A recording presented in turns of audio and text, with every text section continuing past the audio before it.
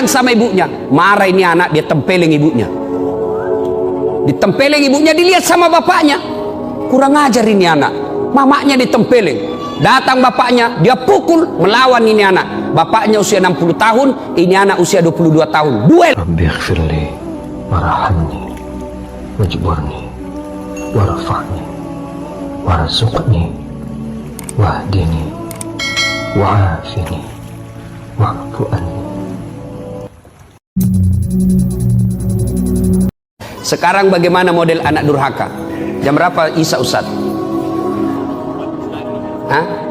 Berapa menit lagi? 2 menit lagi. Oh, sudah habis berarti. Anak durhaka abad modern.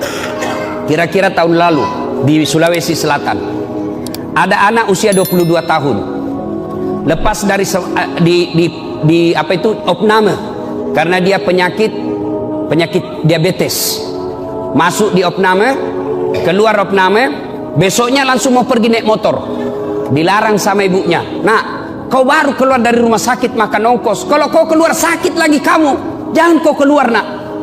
Saya mau keluar, dilarang sama ibunya. Marah ini anak, dia tempeleng ibunya. Ditempeleng ibunya, dilihat sama bapaknya. Kurang ajar ini anak.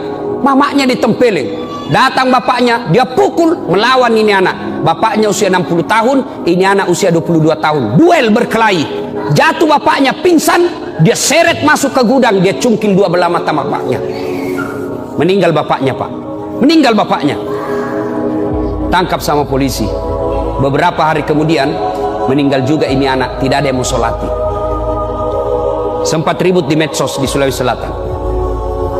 Anak durhaka zaman sekarang. Apalagi anak durhaka. Saya mau pergi ceramah di Sulawesi Selatan, mau pergi takziah. Tiba-tiba ada ibu-ibu menangis. Ustaz, tolong datang ke rumah saya, Ustaz. Nangis, Ustaz, tolong bantu saya. Kenapa ibu? Tenangkan bu, tarik nafas. Tenang ibu. Meninggal suamiku, Ustaz.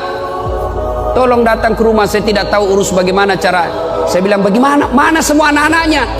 Anakku sibuk semua, Ustaz. Saya datanglah ke rumah itu. Begitu saya datang di rumahnya, saya bilang, Bu, mana nomor teleponnya anaknya? Saya minta nomor telepon anaknya, lalu saya teleponlah anaknya yang pengusaha di Samarinda. Orang kaya di Kalimantan. Tabe, Daeng, meninggal bapaknya.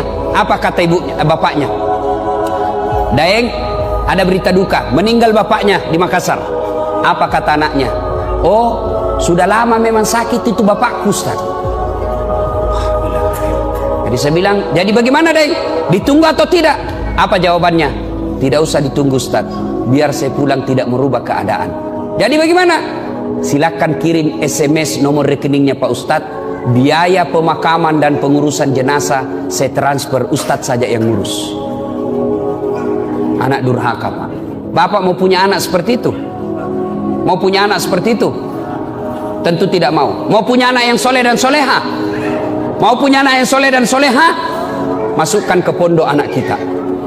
Coba kalau anak kita di pondok, Pak. Coba anak kita di pondok, sholat 5 waktunya berjamaah, makannya jelas halal, ucapan-ucapannya jelas tidak pernah bicara kotor, jelas dia tidak akan tersentuh oleh yang bukan muhrimnya, makanannya bagus, meskipun barangkali tempe, meskipun ala kadarnya, tapi halal.